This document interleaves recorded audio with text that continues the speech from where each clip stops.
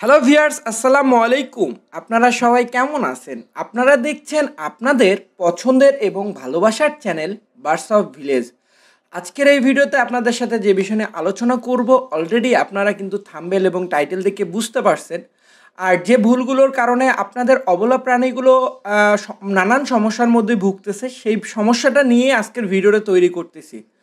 তো অনেকেই আমার এই ভিডিও দেখে অনেকেই অনেকভাবে খাবার প্রোভাইড করে থাকেন। তো আসলে বুঝেও কেউ করেন, কারো না বুঝে করেন, আবার কেউ কেউ অ্যানালাইসিস করেন যে আসলে ওই পাখিকে এই খাবারটা দিলে কি হয়, দেখি ও খাইতে পারে কি না, খেলে হজম করতে পারবে কি না। সো প্লিজ ভাই, এই অ্যানালাইসিস করাটা একটু বন্ধ করেন। কারণ হচ্ছে যার জন্য যেটা খাবার সেই জিনিস সেটাই খাবে, এটাই স্বাভাবিক জিনিস। আপনারা যদি জোরাজোরি করে অন্য অন্য খাবারগুলো প্রোভাইড করেন তাহলে কিন্তু এরা হজম করতে পারবে না, বা খেলেও নানান সমস্যার মধ্যে ভোগে, যেমন পপসের সমস্যা হয়।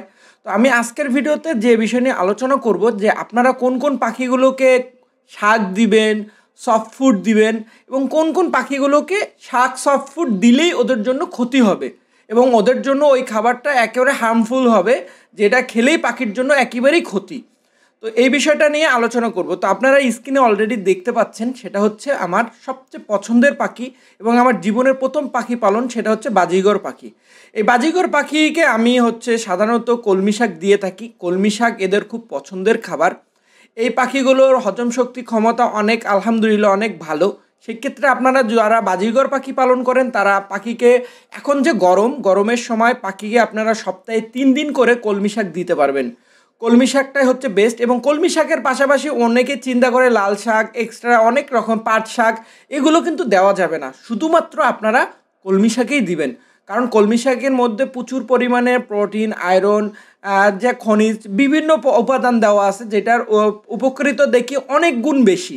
সেক্ষেত্রে আমি মনে করি আপনারা আপনাদের পাখিকে সাধারণত বাজিঘর পাখিকে, আমি প্রথমত বাজিঘর পাখির কথা বলতেছি, যেটা বাজিঘর পাখি সবাই পাখি পালন করে। সবার পাখি পালনের প্রথম কিন্তু এই বাজিঘর পাখি দিয়েই শুরু। তার পাশাপাশি আপনারা যেটা করবেন সেটা হচ্ছে গ্রিট, ক্যাটেল ফিশ বন, এগুলোও দিবেন, এগুলোও এদের খাবার। কিন্তু আজকের বিষয়টা হচ্ছে তার পাশাপাশি হচ্ছে আপনারা এদেরকে সফট ফুড দিবেন। সফট ফুড বলতে আমি যে সপ্তাহে একদিন করে সফট ফুড দিই, সেটা আপনারা জানেন। কিভাবে সফট ফুডটা তৈরি করে এটার ভিডিও আপনাদেরকে দিছি, আবারও আমি লিঙ্কটা দিয়ে দিব, আপনারা দেখে নিতে পারবেন। এটা বাজিঘর পাখির ক্ষেত্রে আপনারা এই সফট ফুডটা ব্যবহার করে থাকতে পারবেন। সফট ফুড যেটা আমি মিক্সড করে দিই, এবং আমি নেক্সটে একটা ভিডিও দিব আমি যে সফট ফুড পাউডারটা বের করছি, সেই সফট ফুড পাউডারটা আপনারা কীভাবে ব্যবহার করবেন এবং সপ্তাহে কয়দিন ব্যবহার করবেন, এইটার উপরে আমি ভিডিও দিব ইনশাল্লাহ। কারণ অনেকের মধ্যে এই প্রশ্নটা কাজ করতেছে যে আপনি কীভাবে সফট ফুড পাউডারটা ইউজ করেন, এবং সফট ফুড পাউডারটা অনেকে জিজ্ঞেস করে ওটার মধ্যে কী কী আছে। ওটাতে প্রচুর পরিমাণের প্রোটিন, আয়রন, মানে এক কথায় এক ধরনের ঔষধি টাইপের আর কি ওই পাউডারটা। যাই হোক, তার পাশাপাশি আপনারা যেটা করবেন, আপনারা আপনাদের যারা লাভবার্ড পাখি পালন করেন তাদেরকেও আপনারা সপ্তাহে 3 দিন করে কলমি শাক, বটবডি আপনারা প্রতিদিন দিবেন। বটবডি আমার দেখা সবচেয়ে হেল্পফুল একটা খাবার, যেটা হচ্ছে সপ্তাহে প্রতিদিন দিলেও এর কোনো ক্ষতি নাই। কারণ পাখির জন্য বটবডি হচ্ছে একটা উদ্ভিজ্জ প্রোটিন, যেটা আমি মনে করি পাখির জন্য খুব উপকারে লাগে। সেক্ষেত্রে আপনারা যখন আপনাদের পাখির বাচ্চা হবে, সেক্ষেত্রে আপনারা যদি প্রতিদিন বুট দেন, তারপর আপনার বটবডি দেন, এতে করে কিন্তু আপনার পাখির উপকার ছাড়া অপকার হবে না। কিন্তু এটা কোন পাখিকে আপনারা দিবেন? হচ্ছে বাজিঘর পাখি, লাভবার্ড পাখি, ককেটল পাখি এবং রিংনেক পাখি, যে পাখিগুলো বড় সাইজের হয় এবং অনেকে কনর পালেন, এক কথা বড় টাইপের যে পাখিগুলো, এদেরকে আপনারা এই খাবারগুলো প্রোভাইড করতে পারবেন। কিন্তু আপনারা কোন কোন পাখিগুলোকে এই খাবারগুলো দিলে তাদের জন্য হার্মফুল হয়ে যাবে বা আপনি এর মধ্যে সমস্যার মধ্যে ভুগবেন, সেটা আমি এই পরে বলতেছি। তো আপনাদেরকে একটা কথা বলতে চাই, আপনারা যদি আমার এই চ্যানেলে নতুন ভিউয়ার হয়ে থাকেন, ইউটিউবে অবশ্যই সাবস্ক্রাইব করবেন, ফেসবুকে দেখে থাকলে অবশ্যই ফলোর বাটন অন করবেন, এবং নতুন নতুন ভিডিও পাওয়ার জন্য প্রথমত নোটিফিকেশনটা চালু করে রাখবেন। দেখেন কত সুন্দর করে এরা বটবডি, কলমি শাক এগুলো খাচ্ছে। আসলে আমরা একটা কথা বলে থাকি, অভ্যাস মানুষের দাস। সেরকম পাখির ক্ষেত্রেও আপনারা পাখিকে যেরকম অভ্যাস করাবেন, আপনার পাখি ঠিক ওইভাবেই খাবে। এখন অনেকে আমাকে বলে যে ভাইয়া, আমার পাখিগুলো কলমি শাক খেতে চায় না, আমার পাখিগুলো সফট ফুড খেতে চায় না। আসলে এটা হচ্ছে ছোটোবেলা থেকে এর গাইডলাইনটাই ওইভাবে অনুযায়ী করে তৈরি করলে আপনার পাখিগুলো খেতে বাধ্য। যেমন আমার কাছ থেকে যারা পাখি নিয়ে যায় মাশাআল্লাহ ওদের সবার কারো কোনো কিন্তু এরকম রিপোর্ট নাই যে ভাইয়া আমার পাখিগুলো এইটা খেতে চায় না ওটা খেতে চায় না, কারণ আমি ছোটোবেলা থেকে এদেরকে একটা অভ্যস্তর মধ্যে করে বড় করি। এবং আপনারা ভালোভাবেই জানেন যে আমি প্রতিটা পাখির জন্য একটা করে টিচার রাখি। এটা আপনাদের অনেকের কাছে হাস্যকর লাগলেও এটা ট্রু। মানে আসলে আপনি দেখলেন যেখানে শিখবেন সেখানে। আমরা যেরকম আমাদের নিজের ক্ষেত্রে অ্যাপ্লাই করি যে আমরা অনেকে বলি না আমি শিখলাম কোথায়, আমি বলবো যে দেখছি যেখানে সেখানেই শিখছি। পাখির ক্ষেত্রে একটা পাখি আরেকটা পাখি যখন খায় তখন কিন্তু অটোমেটিকলি দেখে শিখে যে না ওরা যদি খায় খেতে পারে বা ওই পাখিটা যদি খায় তা আমিও খেতে পারবো, মানে একটা বিশ্বাস তো তৈরি হয়।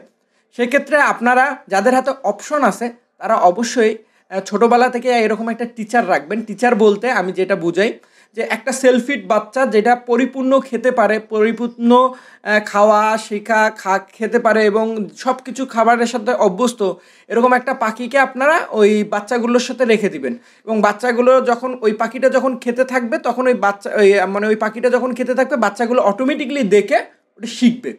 এটাই আমি বললাম যে আপনারা যখন দেখবে যেখানে শিখবে সেইখানে, নিয়মটাই এরকম।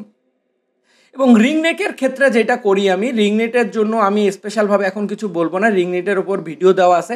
স্পেশালভাবে এরা সপ্তাহে 7 দিন 7 রকমের ফল মূল শাকসবজি এরকম দেওয়ার চেষ্টা করি। সেই ক্ষেত্রে আপনারা শুধুমাত্র এটা রিংনেটের ক্ষেত্রে, অন্য পাখির ক্ষেত্রে না। অনেকে যেমন আমাকে বলে ভাইয়া আমি আমার বাজিগর পাখিকে আপেল কেটে দিলাম, কিন্তু আসলে আপেল ওদের হজম শক্তি করার মতন ওই রকম অ্যাবিলিটি নাই, যেটা করতে গেলেই ওদের কিন্তু মানে ক্ষতি হওয়ার চান্স অনেক বেশি। বা ককেটল পাখিকে এই টাইপের না, যেটা রিংনেকের খাবার সেটা রিংনেককে এটা কখনোই আপনারা লাভবার্ড বা ককেটল এদেরকে অ্যাপ্লাই করবেন না।